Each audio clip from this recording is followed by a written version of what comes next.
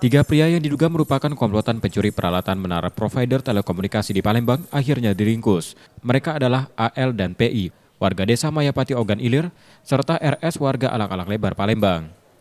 Ketiganya ditangkap di rumah masing-masing oleh tim Satuan Reskrim Polrestabes Palembang. Dari hasil penggeledahan, polisi menemukan sepucuk senjata api rakitan jenis revolver yang kerap dibawa tersangka saat beraksi. Hasil pemeriksaan mengungkap, komplotan ini telah beraksi di sedikitnya 15 lokasi termasuk di Kota Palembang, Ogan Komplek Ilir, dan Ogan Ilir. Sasaran mereka adalah baterai dan modul tower yang kemudian dijual kepada penadah yang kini berstatus buron.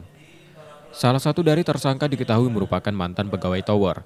Ia berperan penting karena mengetahui dengan persis peralatan mana yang bernilai dan mudah dibongkar. Aksi mereka terungkap setelah terekam CCTV saat mencoba menabrak dan menembak warga yang memergoki pencurian di kawasan Jalan Aibtu Wahab 15 Ulu pada Sabtu 28 Juli 2025 dini hari.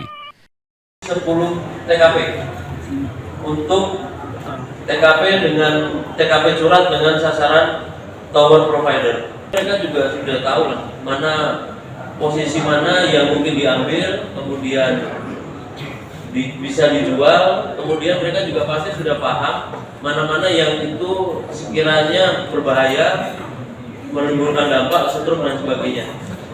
Karena kan peristiwa pencurian di tower ini kan bukan barang baru, sudah banyak terjadi. Jadi ya mereka pun juga pasti paham mana-mana yang barang-barang yang berbahaya, jadi mereka pun sudah melakukan antisipasi. Bagian apa yang sering dicuri, kabel atau gimana, atau pembatas atau apa? Yang jelas itu baterai tower. Kini ketiganya harus mempertanggungjawabkan perbuatannya dan terancam penjara hingga 7 tahun. Yudi Kiswanto, Kompas TV, Palembang, Sumatera Selatan.